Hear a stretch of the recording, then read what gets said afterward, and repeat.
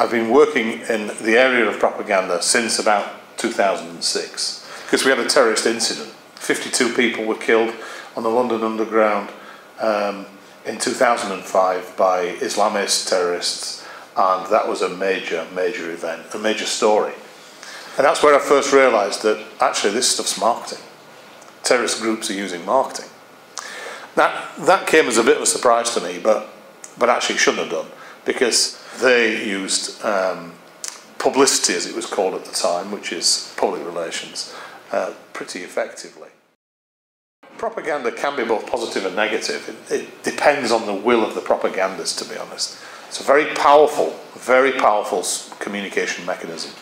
Governments use propaganda all the time, you know, all the time. Every government does it. It's fundamental for democracy, actually, which is probably going to surprise you that I'm saying that. But it is actually fundamental in some ways. So if you put out a campaign to stop drink driving, a behaviour in the population of a very small minority but which kills people, which damages other citizens, and you do that via using guilt or fear appeals, you are essentially using propaganda.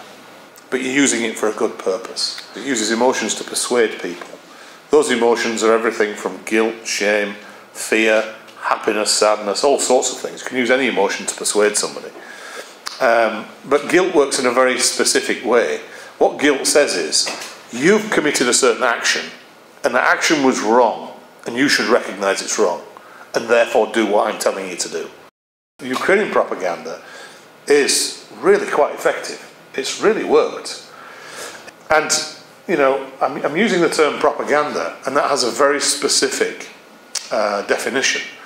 It's basically communication designed to manipulate people, usually through in emotional ways, and usually by creating moral outrage in people.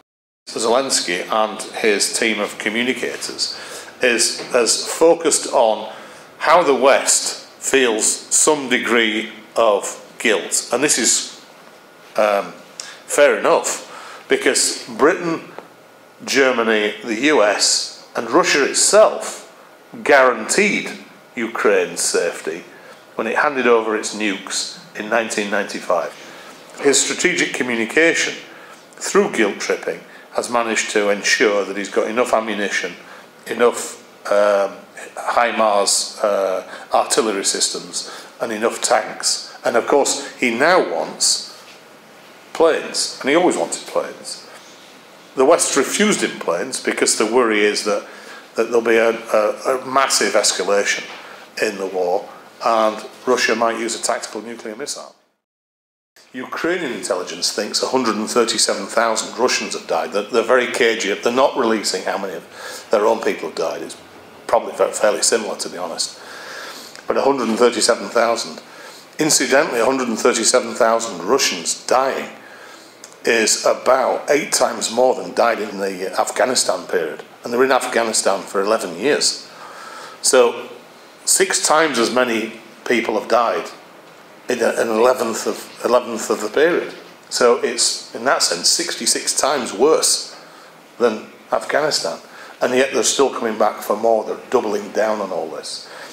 It will either be the Russians win in Ukraine, in other words, they take it over, because they're prepared to throw millions of Russian lives at it, which is possible. They've done it before, which is such a waste of human life. Or